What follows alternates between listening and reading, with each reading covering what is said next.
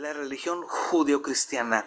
¿Por qué se dice que es una religión judeocristiana y juntan un compendio de libros llamado Biblia, donde está el Antiguo Testamento y el Nuevo Testamento, donde se sabe que los judíos no reconocen al Mesías ni al Hijo de Dios como el cristianismo y juntan esos libros? O sea, Es que ¿por el qué? trabajo de juntarlo no es judío.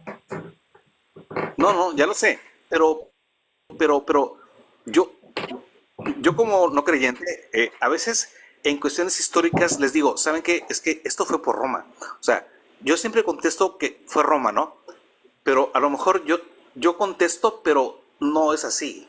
Ya, mira, vamos a ponerle Me atención pregunta, un me ratito pregunta al profe Javi para que nos explique este proceso de manera breve de el judeocristianismo, que como tal no es una religión, es un proceso más bien, Javi. Ahí está. Saludos, Trevor y bueno, los compañeros que mi están hermano, allí. ¿Cómo está? somos de México, ¿eh, hijo? A Un ver, abrazo. hablar de cristianismo es hablar de una religión muy compleja.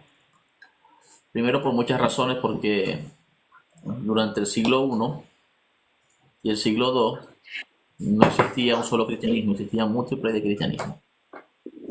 Y tenemos que, de alguna u otra manera, crear o por lo menos identificar históricamente o cronológicamente cómo fue que se fue dando el proceso de desarrollo de lo que es el cristianismo y sus libros, ¿no? Los libros del Nuevo Testamento no surgen de la noche a la mañana. Ciertamente los cristianos, antes de tener un Nuevo Testamento, ellos leían la Septuaginta, o sea, el texto griego. Porque, bueno, porque los autores del Nuevo Testamento son autores que no viven en Judea, sino que viven a las afueras de Jerusalén, Judea, Galilea, y muchos de ellos son gentiles. ¿Ok? ¿Okay?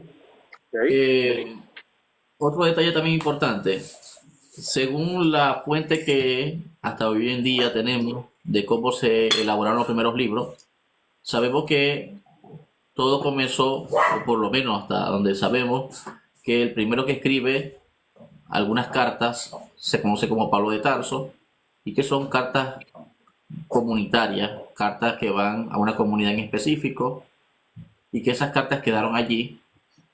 Luego de la muerte de Pablo, quedaron esas cartas allí como un recuerdo. También sabemos que a inicios del siglo II, un hombre llamado Marción del Ponto, debido a que era un obispo de la zona del Ponto, tenía mucha influencia en muchas comunidades, eh, fue a cada una de esas comunidades donde Pablo había escrito alguna carta y comenzó a recoger esas cartas que en algún momento Pablo escribió. Y también se recoge un material o un documento que se conoce como el Evangelión, que más tarde se va a conocer como el Evangelio de Lucas. Ok. No solamente Marción escribe o recopila esa información, también hay otros autores en otras comunidades como en Éfeso, en Antioquía, en Roma y en Acaya, en otras zonas que están elaborando materiales a inicios del siglo II. Cada quien con su propia teología, no hay una única teología. De hecho, una de las razones por las cuales tenemos diferentes tipos de evangelios es porque cada evangelio tiene su propia teología y no necesariamente tiene que coincidir la teología de uno con la teología de otro.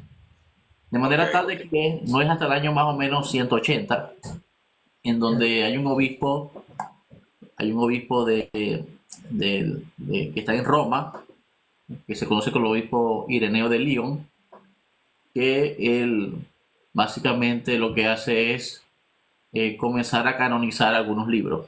Él comienza canonizando los 4 libros que se conocen como los evangelios canónicos y también comienza a dar autoridad a otros libros, algunas cartas de Pablo y otros materiales.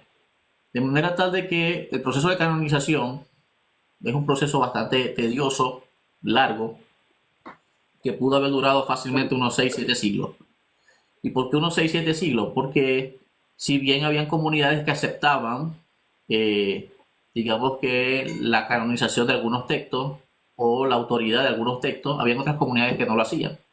Tenemos el caso del texto de Hebreos, que en algunas comunidades el libro de Hebreos era aceptado o recibido, igual que el texto de Apocalipsis, y hay otras comunidades que el Apocalipsis no era aceptado.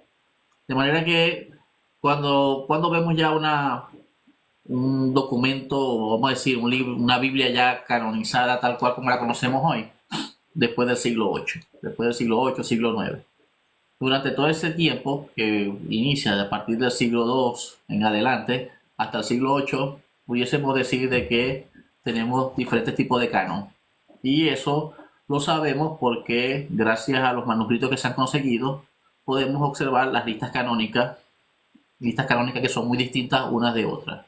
Tanto listas canónicas en Oriente como listas canónicas en Occidente.